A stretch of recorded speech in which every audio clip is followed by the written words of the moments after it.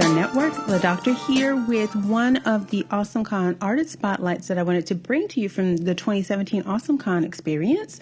I'm here with Ashley Gonzales from Zeefa Studios. How are you doing, Ashley?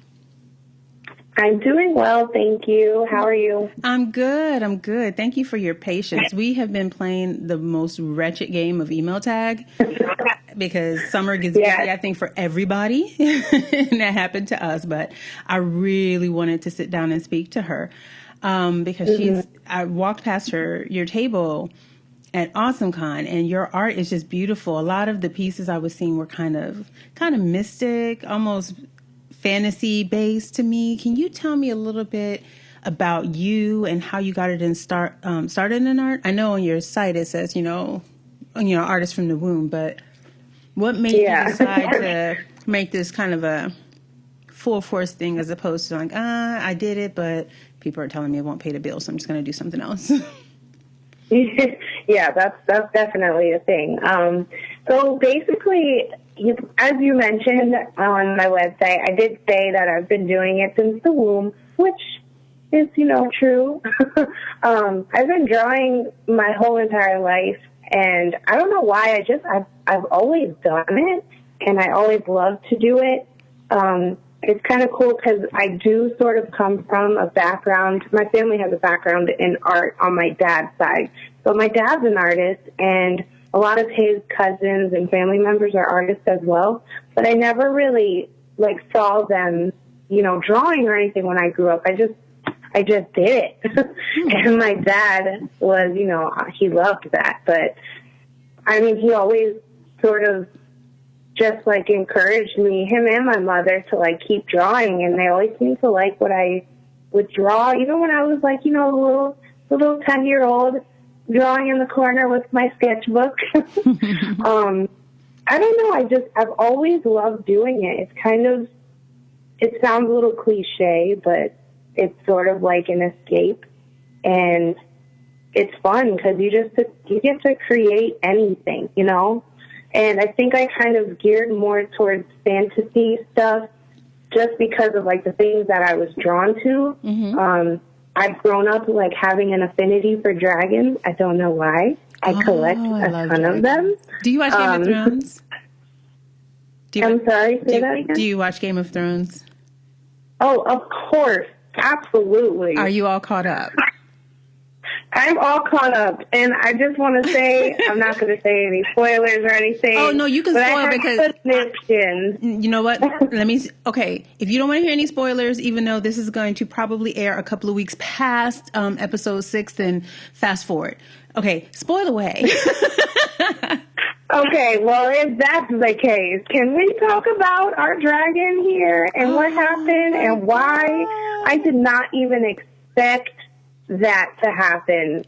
I don't expect anything to happen in that show, but I was pretty disturbed that now they have this giant upper hand against everyone. Well, it's interesting because in the books they talk about ice spiders and ice dragons and stuff like that. And it's, I've been online with people saying we want ice dragons, but people forget it's there's only 3 known. So the only way you get an ice dragon is Dani loses one of her babies. And that's exactly what happened. And it was so sad. That's true. And it was so sad. You see, I didn't think of that, though. It's just, I don't know why. I didn't think it was going to upset me. I think what was shocking was the way it happened, because it was 2 weeks ago we had kind of a fake out thinking we were going to lose Drogon. And then the Night King shows up let me show you how to do this. Right. But what made me even more angry is why the heck didn't she command him to fire up the Night King when he was standing there? You know which part I'm talking about? I do. And I think it was because she showed up to rescue them. That's number one. And then number 2, she may not have noticed him, John and the gang knew where they were, but she could have had them go after them, but then there's no guarantee that this still wouldn't have happened. Plus the other thing is we've seen the White Walkers walk through fire and it's it spreads for them. We saw it in Hold the Door. We saw it in this one where they just walk through it. So there's no guarantee. We know dragon glass gets them. We don't know that dragon fire would. That is very true. That's very true. Good point. So very good point. Oh, so much to think about. I could go on about that. well, and it's interesting too because I had to ask the question. I'm like, so we're down to dragon. These are the last in the world, and my knowledge of dragons is from the game Dragon Age. Are you familiar with that game by BioWare and EA? I know about the game. I don't know like too much details about it because I don't play it, but I know of it. Okay, so I've played them all like many, many times. I love the game. I think it's great storytelling. But my knowledge of dragons come from that, where all the high dragons, which is what Danny's dragons would be considered, are all female. And so in my mind, I'm like, all the dragons she has are named after boys, but I'm like, well, are some of them female? Are they like salamanders where they change their sex depending on the environment? What is it? Yeah. There's just all these unanswered questions. But it's interesting because we're talking about current iterations of dragons, but I'm getting the sense that you probably drew dragons even before Game of Thrones made it the end thing. So what pulled your interest in that direction? Yeah, actually, you're not wrong about that. I've been drawing dragons for a long time, but I do have to be honest, I don't draw them as much as I could be, just because, I don't know, like, they're really, let's be completely honest here, dragons are so difficult to draw. Like, there are so many different details to them, and there's so much different types, there's a lot of different types of anatomy that's involved in them. But I mean, as I was mentioning before, dragons were always just something like, I guess I could start off by saying, like, I was already a tomboy growing up. Like, I was the boyish little girl. I loved to play in the dirt. I liked to collect, like, little caterpillars and it was just ridiculous. I was ridiculous. So I think, I don't know if you're familiar with a show called Dragon Tale. Yes. Yeah, so I used to watch that, and I think, like, I loved that show so much. Maybe that's what pushed me into loving dragons so much. But when I was little, I used to try and draw them all the time, and I just felt like they were so fascinating. Like, animals as a whole is something I always used to draw, but dragons were just so cool to me and powerful, and also they meant so many different things in different cultures as I got older, and I started to study them more, and, especially for drawing purposes. But I have countless books behind me right now about dragons and, from different countries and this and that. But I just find them really interesting creatures. And I hope and pray that they were real at one point in time, because I feel like they could have been. But I think it's just always been something. Couldn't really tell you why I was drawn to them. I just think they're fascinating. And it's interesting too, because I know you said they're complicated. I can imagine how complicated because you look at the level of detail that, going back to Game of Thrones, but I'm going to swing it back around, I promise. It's just that this season has been so amazing. We went like seasons watching them grow up, and we usually see them for a few minutes once or twice a season, whereas this season we've seen them in all but one episode, and in every episode they're doing something amazing or outstanding. But looping that back around, I'm looking at the photo, and I think I'm going to say I saw this in one of your art pieces you had on display at AwesomeCon. But the profile picture for your Facebook page is a humanoid feature that has some dragon aesthetic to it. It's got the two horns coming out of it, and even some of the shading around the face down into her nose, the contouring, is giving me kind of a dragon vibe. So it seems like in some of your work, even though you don't do, like you said, as many dragons, it's finding its way into your work. Is that deliberate, or do you think that's kind of subconscious? I think it's a subconscious thing, to be totally honest with you. It's kind of like, I'm not sure if you've ever heard of people say how as an artist, people tend to draw things that are like them, or not necessarily physically look like them, but it just embodies some type of that person in some type of way, even if they don't deliberately mean to. I mean, apparently that's a thing. And I've actually had people tell me this before, and they're like, I don't know if something just makes it you. A lot of artists are able to make their drawing somehow appeal to themselves and represent sort of part of themselves or something that they love so much, even when it's not deliberate. Mm-hmm. But I honestly have not, like, doing that drawing in particular, I didn't sit down and think of, a dragon aesthetic, but I guess it just happened.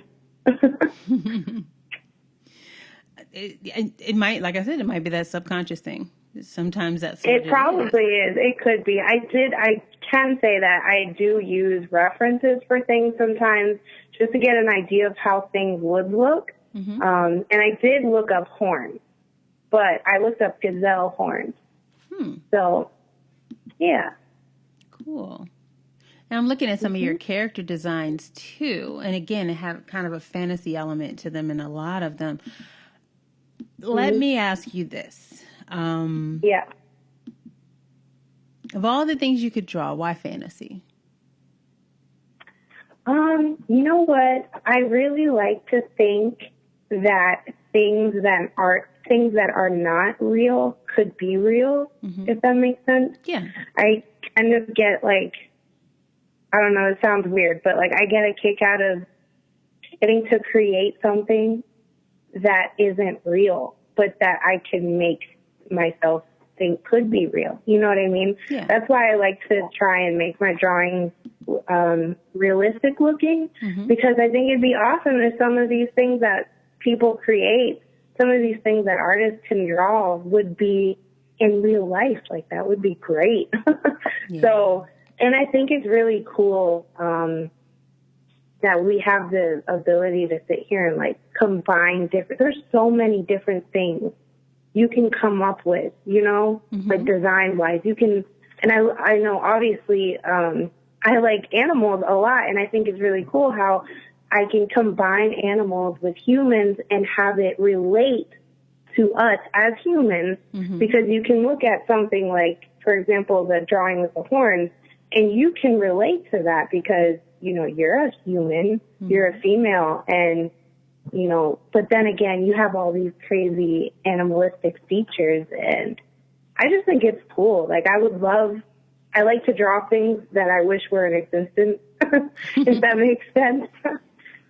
So I think that's why I go more towards fantasy. I mean, ideally, I get bored of the real world, It's pretty dry after a while. It's pretty dry. And I don't mean to be rude when I say that. I mean, I like photography, but after a while, aside even photographing like just basic portraits, I get bored. But I'm also kind of shy, so I haven't been able to connect with a makeup artist so that I can do some more fantastical things, more stylized shoots. Yeah. If I would, I'd be shooting again. But, after a while, you're just like, oh, okay. I mean, other people can find the beauty in it. I'm just like, it's just every day. Yeah. No, but you're absolutely right. Sometimes it just gets, to blatantly put it just gets boring. And it's kind of cool when you can sit there and immerse yourself into a whole nother world, Yeah. So, I think that's the main reason I like fantasy. I just think it's awesome. Cool. I want to back up. I want to talk a little bit about your family, because you mentioned that, your parents draw and things like that. And you tell me as much as you want to share. I just know that sometimes in communities of color, like, our creative pursuits are, I don't want to say tolerated in a dismissive or condescending way, but they're kind of tolerated as long as we're not thinking about pursuing that as something full time, because like, well, you got to pay the bills and, you need to get a good job and so, but it's interesting because you said your parents really did kind of encourage you in that way. And can you tell me a little bit more about that and how that ultimately made you feel? Because sometimes I think without meaning to, our parents can inadvertently kill our dreams. And they're not meaning to. They're very well meaning. They're worried about their children being able to make a life for themselves. So when I find people whose parents have encouraged their creative pursuits, which everyone screams up and down, you can't make a living like that, I'm always interested as to what that looks like and what that felt like growing up. Yeah, definitely. And, you're absolutely right about that. And I know culturally that is definitely a thing. So basically, let me start off by saying my family is from Trinidad and Tobago. So they're from the island, and I love my family to death. Like, they are the most amazing people in my life. I did mention that my dad is an artist. He paints landscapes a lot, and he is amazing at it.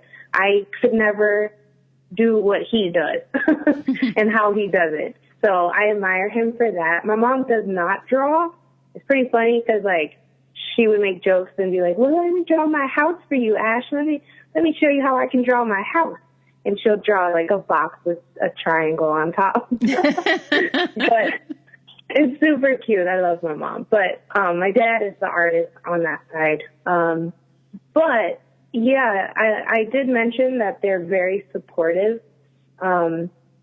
They've always been, I think I'm lucky in that sense. Like, they've always been super supportive of it. Honestly, I can't really tell you that they've ever, like, questioned the fact that I want to be in an art career. And now, like, that I'm saying that, I'm coming to think about how crazy and lucky I am that they didn't, because exactly what you had mentioned about, you know, a lot of parents, especially parents, like, you know, families of color, you know, they just want us to do well. They want us to grow up and have a great job, to pay the bills, make sure we're okay. But art is not something that people first think of for that, you know. But I've never had that problem, and I have to say I'm lucky for that. And I've seen plenty of my friends who have been in that situation, and I've actually met a lot of young women and men, young boys, men too, like, in the years of actually promoting my work, I've met a ton of young people who have that problem, and their parents just, you know, they beat them down for it. Not physically, but they, you know what I mean? Like, they bash them for, okay, I want to do an art career in this and whatnot, but they think that it's not going to make them get anywhere, help them, you know, succeed. And it's really sad to see, because I've had people, like, young people, cry to me about this, and, like, it's sad, you know? So I have to say that I'm grateful that I've never personally experienced that from my family, but I definitely know what that struggle is like, if that makes sense. No, it does. It does. You know, how do I say it? I think it's not true of everyone. No, it's not. And what I'm about to say next isn't true of everyone. Some families have the ability to pass on generational wealth, but in communities of color, a lot of times, successive generations tend to do better than their predecessors, simply because the opportunity to build generational wealth wasn't necessarily there. If that makes sense. And that's not to say, yeah, definitely. And that's not to say every, you know, community person of color or family is poor, but the generational wealth piece, the ability to hand down like 6 and 7 figures worth of money to children just doesn't really, it's not prevalent. Yeah. That's not a prevalent thing. So the ability to pursue those creative exploits aren't there. And even with art, I liken it to sports. I liken it to careers in Hollywood. It's a flash in the pan, the person that can make what some would call a lucrative living off of art. You know, you have a small percentage of people whose name and talent, not that there are so many talented people, including you, but if you're not able to position yourself in front of the right people, your career may not take off more than regionally, more than nationally. And they may not be international. You may not be a known name whose work appears at Sotheby's or anything like that. So I think there's also that gamble or that risk that families see with those types of creative careers. And that's why they're like, well, don't get your hopes up and have a plan B and, you know, stuff like that. Yeah, you know, that's definitely true. I've actually had family members tell me that, like, you know, I have plenty of aunts, uncles, cousins, but I've had family members tell me that, and to some, you know, not everybody thinks the same, and other people, you'll get an opinion from everyone too. And, ultimately, when people tell you that, or like if you go up to somebody and you say, yeah, I'm going to be an artist. I want to go work for Disney Pixar. Mm-hmm. And they can be like, okay, just like you said, okay, great. That's nice, but make sure you've got a backup plan because that's a hard industry to get in. That's not, ideal and blah, blah, blah. I mean, people can say that, but at the same time, it's kind of, you just have to work at it like anything else, Mm-hmm. And it's hard to kind of hear that, but at the same time, it is a truth in a way. Like, you should always have a plan B.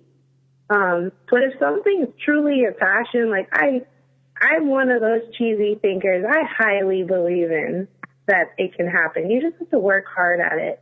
But it also is a reality that you have to take into consideration, So it kind of like goes both ways, if that makes sense. No, it absolutely does. Absolutely does. Mm-hmm. So in addition to doing your own work, and I mentioned this before we started, we also interviewed Artway Alliance a few weeks back, and we published that audio a couple of weeks ago. But when I was looking through their website, I saw your name. I'm like, oh my gosh, everyone's working together, and I love it. Yeah.